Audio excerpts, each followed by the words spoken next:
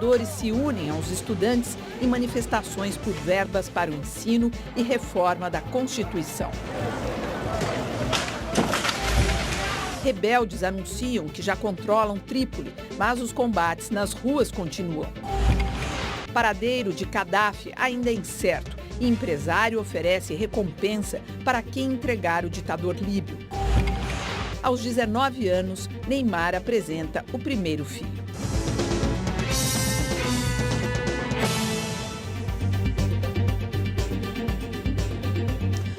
Participam da edição de hoje o diplomata Roberto Abdenur, que foi embaixador do Brasil nos Estados Unidos, China e Alemanha, e hoje é presidente do Instituto Brasileiro de Ética Concorrencial. E o jornalista e editor e publicitário Roberto Mui Laerte, ex-presidente aqui da nossa Fundação Padre Anchieta. No quadro Pronto Atendimento, temos hoje a participação do consultor de transportes, Horácio Figueira. Ele vai falar do comportamento de motoristas e pedestres no trânsito paulistano. Mande a sua pergunta pelo Twitter e também pelo e-mail do Jornal da Cultura. Há mais de 20 dias, São Paulo acompanha perplexa e assustada o noticiário sobre grupos de crianças envolvidas numa rotina que nos envergonha. A prática de pequenos delitos, o recolhimento a abrigos do Conselho Tutelar e a volta às ruas para o uso de drogas, os furtos e, às vezes, até a prostituição. 3 de agosto. As imagens do sistema de segurança de um centro comercial na Vila Mariana, zona sul de São Paulo, mostram um grupo de menores saindo de uma loja correndo depois de furtarem mercadorias. Dia 9. Comerciantes criam uma lista de telefones para se avisarem quando perceberem novas ações dos menores. 11 de agosto. 4 mães de crianças são detidas. Os filhos tentaram roubar celulares na noite anterior. As mulheres foram autuadas por abandono de incapaz e soltas no dia seguinte pela Justiça. Nestes casos, os menores foram encaminhados pelo Conselho Tutelar a abrigos e saíram no mesmo dia. O Estatuto da Criança e do Adolescente impede a privação de liberdade para crianças com menos de 12 anos. Por isso, elas podem sair dos abrigos quando bem entenderem. Anteontem, depois de invadir um hotel e roubar o celular de uma camareira, um grupo de crianças e adolescentes promoveu um quebra-quebra na sede do Conselho Tutelar, para onde foi levado. Nós devemos investir nessas crianças, nas famílias, para que essas famílias assumam a responsabilidade. Eu acho que o papel do poder público na verdade, criar mecanismos para que esse controle familiar passe a existir. Um dos casos mais famosos de menor reincidente é o de um menino da zona sul de São Paulo apanhado várias vezes dirigindo carros que ele mesmo roubava. Furto, roubo, dirigir sem habilitação, desacato à autoridade, atentado ao pudor e por aí vai. A lista é vasta se comparar a idade com que o menino começou no crime. 10 anos. Hoje, o adolescente de 15 anos já conta 16 passagens pela polícia. Só a última, há cerca de 3 meses, ele foi levado à Fundação Casa, onde permanece internado até hoje. Bom, esse é um assunto que é difícil de dar boas ideias e de saídas, porque eu acho que a gente está aí assistindo há 20 dias, como disse a matéria, e não surgiu ainda uma solução. Leis não falta, não é? O que eu acho incrível nisso aí é que falou-se muito em elevar a idade, ou melhor, em diminuir a idade da responsabilização da criança. E o que a gente vê perplexo é que, em vez disso, o que está baixando é a faixa etária daqueles que estão praticando atos ilícitos. Eu tenho a impressão de que o Estatuto da Criança precisa ser pensado porque é obrigação da sociedade e do Estado amparar essas crianças. E eu tenho dúvidas sobre até que ponto famílias totalmente desintegradas ou mães solteiras, sem nenhuma educação, sem condições de vida, podem reconstituir um ambiente familiar. Eu acho que talvez haja um pouco de ilusão nesse sentido e é preciso pensar em maneiras de que o Estado, de maneira apropriada, cuidadosa, possa acolher essas crianças e dar orientação, porque é triste ver elas voltarem para a rua todos os dias e crescendo com crianças de 7, 8 anos nessa situação é terrível. Olha, tem até um comentário aqui que fala: esterilizar as mulheres pobres, além de ser medida nazista, não resolve o problema. Sugiro castrar os políticos corruptos. Quer dizer, Está pegando pesado. Está pegando pesado. Olha, na discussão sobre essa questão dos menores infratores, muita gente costuma pôr a culpa na lei, como a gente falou aqui. Ontem mesmo, o Jornal da Cultura ouviu um especialista, o desembargador Antônio Carlos Malheiros, que é da Comissão da Criança e do Adolescente do Tribunal de Justiça aqui de São Paulo. Veja a opinião dele sobre o Estatuto da Criança e do Adolescente. O ECA é uma das leis mais perfeitas que já foram criadas nesse país. O que falta é termos coragem política e vontade política para implementarmos as diretrizes do ECA. O ECA é ótimo. Olha, tem aqui um outro comentário no Twitter que você vê como essa situação é confusa, né? Denunciando se menores infratores não podem ficar presos, opera-se a lógica de comerciantes contratando policiais para matar esses meninos. Quer dizer, não, é uma justiça aí feita com as próprias mãos. O comerciante que deve estar cheio de Esse assunto sempre acaba virando para o fascismo, para o extermínio. Isso é o que é mais triste, né? A reação do cidadão comum costuma ser, né, olho por olho. E isso é talvez a coisa mais grave de todas que pode acontecer. E essas manifestações estão um pouquinho indo nessa direção. Isso é terrível. Eu me lembro, eu sou carioca de origem e me lembro nesse momento de um episódio traumático que repercutiu muito no exterior. Eu estava na época, que foi o assassinato de crianças e adolescentes na Candelária. Né? Enfim, no centro do Rio de Janeiro, o assassinato por milicianos, policiais. É preciso atuar para evitar se chegar a esse ponto, como disse o Mulher, de atitudes fascistas em relação a um problema social desses. Agora, embaixador, você disse, posso chamar o senhor de você? Por favor, por favor. Em geral, o problema está numa família inteira que é desestruturada. E, olha, especialistas garantem também que na origem desse problema está a miséria e a desestruturação que ela provoca nas famílias. E afirmam que boa parte das crianças de rua são filhos de quem também já foi criança de rua. A mãe de uma das meninas que participou dos roubos na Vila Mariana dá uma bronca na filha. Bota no mesmo local do crime, mas perfeitamente. Gostei de falar, ainda bem paciência. Essa atitude não surpreende a presidente da ONG Casa do Zezinho. Essa mãe, ela vem de um ciclo vicioso de miséria nesse país que é inacreditável. Essa criança já trabalhava em casa, se você quer saber. A mãe tem que sair, você olha o filho, você faz a comida. Pulou a etapa de brincar, não teve estímulos nenhum de aprendizagem. O único que teve, olha, você quer comer, vai roubar, você quer não sei o quê, vai pedir. A Casa do Zezinho, na periferia de São Paulo, atende 1.200 crianças e adolescentes. Elas frequentam a escola em uma parte do dia e na outra vêm para a ONG. Aqui elas têm reforço escolar, esporte, música, têm a oportunidade de conhecer um caminho distante das ruas. E qual o motivo que leva as crianças às ruas? 37% delas deixam suas casas por negligência e abandono da família. 18% porque sofrem violência psicológica e física. 15% por conta de abuso sexual. E 12% vão para as ruas em busca de álcool e drogas. Se você for comparar uma periferia ao centro, né, o centro é todo cores, gente, carros, vitrines, coisas bonitas de se ver, porque a rua é muito ambígua. Ela tem um lado que é muito gostoso, eu estou livre, eu não estou na escola, eu não estou obedecendo ninguém, eu posso brincar e fazer o que eu quiser, né? Mas eu tenho um lado que quando a noite começa a cair, dormir numa calçada não é uma tarefa fácil.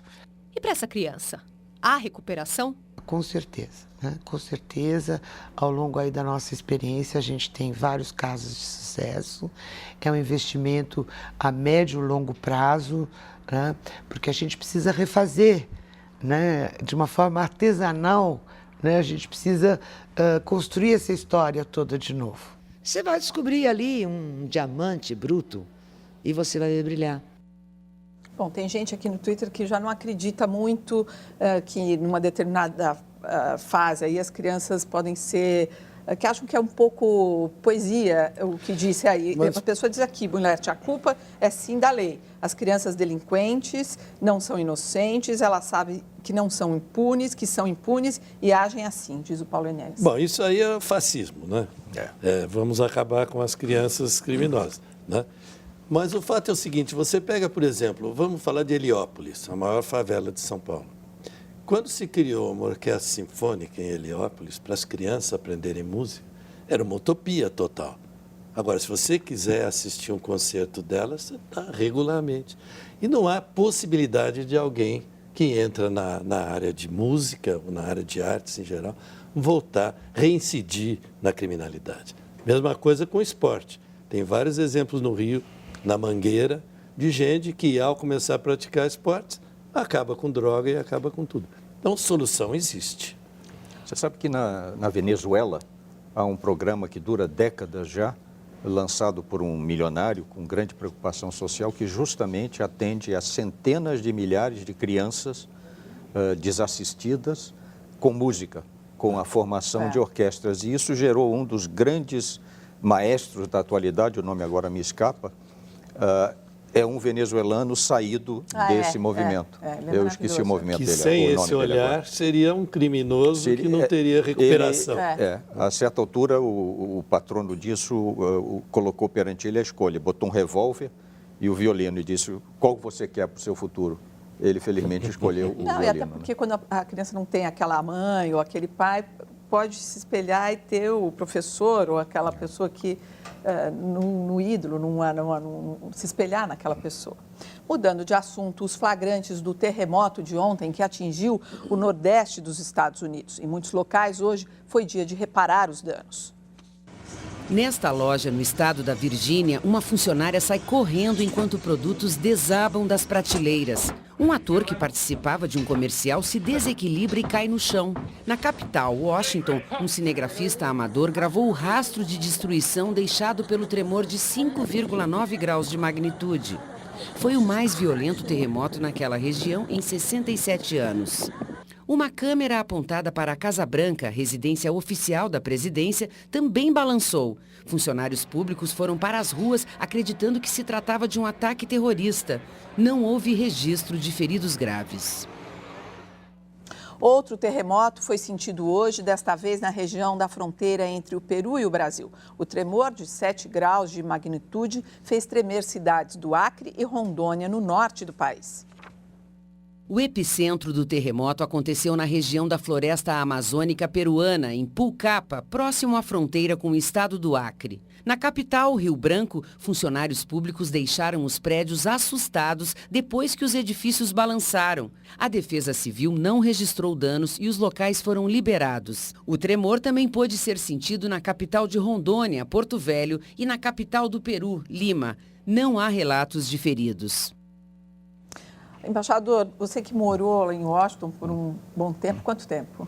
Eu fiquei lá quase 3 anos, entre o início de 2004 e o início de 2007. Eu não sabia que naquela região pode haver terremotos. Todo mundo pensa na Califórnia, lá do lado do Pacífico. Mas eu acho que foi uma surpresa geral. Foi uma surpresa. E minha mulher está passando os dias em Washington com os amigos. Eu liguei preocupado para ela quando soube da notícia.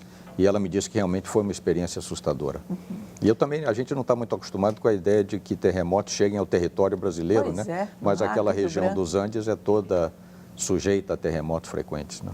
Olha, o número de atropelamentos... Não, no Chile declara... mudaram aqui. No Chile, trabalhadores declaram greve geral de 48 horas e aderem ao movimento dos estudantes por mais verbas para a educação. Houve choque com a polícia e dezenas de pessoas foram presas. As manifestações em Santiago se transformaram em confronto com a polícia. Os manifestantes ergueram barricadas pela capital e lançaram bombas caseiras. O principal alvo eram os carros blindados. Até uma caixa de madeira foi usada nos ataques. A polícia revidou com jatos d'água e gás lacrimogêneo. Cerca de 30 pessoas foram detidas e 11 ficaram feridas. A greve geral convocada pelas centrais sindicais tem o apoio de partidos da oposição e se soma aos protestos de estudantes que exigem mais recursos para o ensino superior. Os manifestantes também reivindicam a reforma da Constituição chilena em vigor desde o regime militar, que concentra o poder nas mãos do presidente. Embaixador, é uma surpresa, o senhor se admira com essa reação da população no Chile? Olha, eu, de certo modo, invejo essa reação descontada à violência, que eu não sei se começou por parte dos manifestantes ou da polícia, Eu invejo na medida em que é a expressão dos anseios de uma sociedade que está se desenvolvendo muito, mas que ainda está insatisfeita com o baixo nível de educação. Quer dizer, esse é o grande problema brasileiro. Eu tenho inveja, de certa maneira. Então, eu queria que você explicasse direito essa inveja. Você não inveja da situação, inveja do fato de que a sociedade vai para as ruas para clamar por melhor educação. Enquanto que no Brasil as pessoas não costumam reagir a quase nada, não é mesmo? Quando a gente pensa naquele confisco do Collor, eu acho que não existe outro povo tão cordial, vamos chamar assim, como o nosso, que passou por aquilo sem reagir, né? A única vantagem que brincavam na época é que todo mundo tinha o mesmo dinheiro que tinha o Antônio Hermílio de Moraes. Era 60 mil cruzeiros ou algo assim. Não importa. Não era o real, hein? Olha, o número de atropelamentos está caindo e a quantidade de multas está subindo desde que a Prefeitura de São Paulo começou a punir os motoristas que não respeitam os pedestres na travessia das ruas. Para diminuir ainda mais os acidentes, a Prefeitura quer aproveitar uma resolução que já existe no Código Nacional de Trânsito e começar a multar também os pedestres. O sinal luminoso, a placa e até essas mãozinhas que funcionam como verdadeiras cancelas nem sempre são suficientes. O brasileiro ainda não se acostumou a dar prioridade ao pedestre nos cruzamentos de ruas e avenidas. Costuma parar na faixa de pedestre quando o pedestre pede passagem?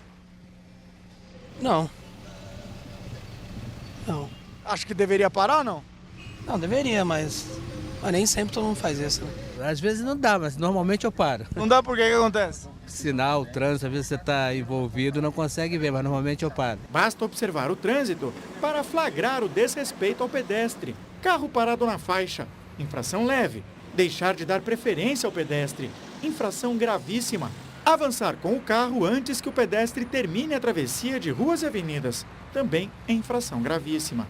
Desde o dia 8 de agosto, mais de 4 mil multas foram aplicadas e os casos de atropelamento no centro da cidade e na Avenida Paulista caíram 61%. A ação foi precedida de uma campanha para chamar a atenção dos motoristas e ensinar o pedestre a sinalizar a travessia. Esse aqui é um ponto onde não há sinal para pedestres. O motorista deve parar assim que a gente fizer o sinal. Vamos fazer um teste. Parou, deu certo.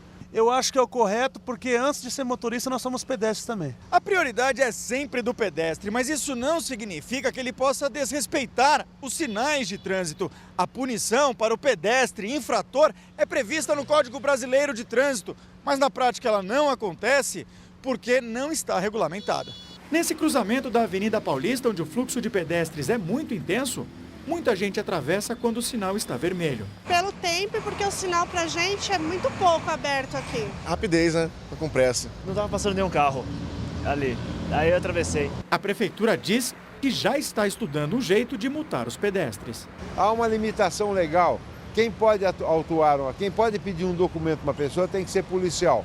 Nós temos 2.200 policiais do Batalhão de Trânsito e esses policiais serão treinados para fazer isso em nosso nome. Então eles serão multados. Eu quero falar na qualidade de pedestre. Então manda abraço. Porque eu acho que em São Paulo hoje em dia, se você anda... Eu tenho algumas formas, andar a pé, não é? Segundo, é o metrô táxi, você já ouviu falar, não? Metrô não cobre a cidade inteira, mas se você pega o metrô até lá pertinho e pega um táxi, é ótimo, porque o estacionamento hoje chega a R$25. Então, acho que é mais inteligente, sempre que possível, você evitar o carro. Mas o que eu queria falar sobre as faixas é que eu acho que você está andando na rua e vem um carro atravessar em uma situação qualquer e o carro tem que parar, eu acho mais difícil. Mas quando você está na faixa, com seu sinal verde, o homenzinho que dá para você andar, e vem um de lá e te atravessa na frente, esse eu acho terrível. Eu acho o caso mais grave, porque você está com o sinal verde em cima da faixa, mas alguém cruza e você tem que se virar para não ser atropelado na curva de quem vem de lá. Eu acho que esse é o sinal que, no mínimo, deveria ser respeitado. Né?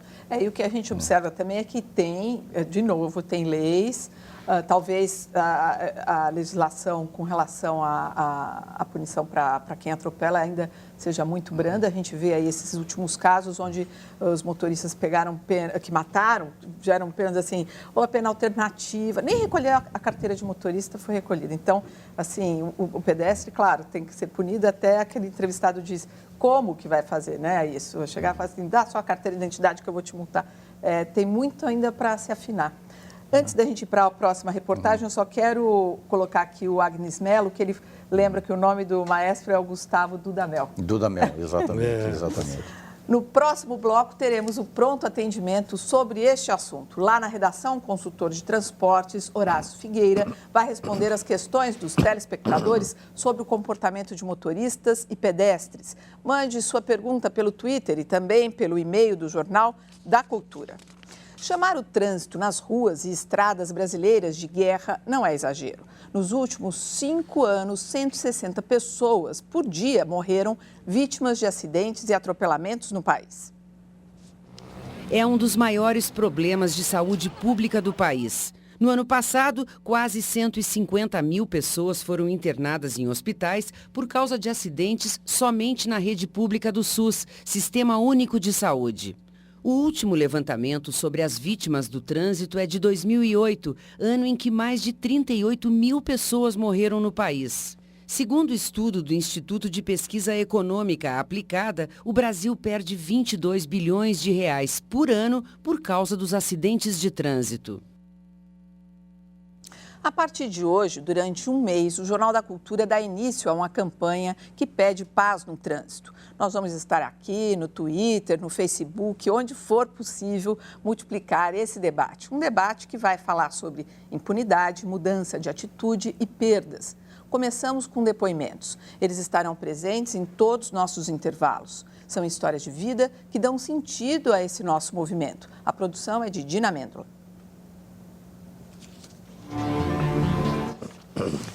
A seguir, a revolta na Líbia. Rebeldes continuam avançando, mas ainda há combates nas ruas de Trípoli contra as forças leais de Gaddafi.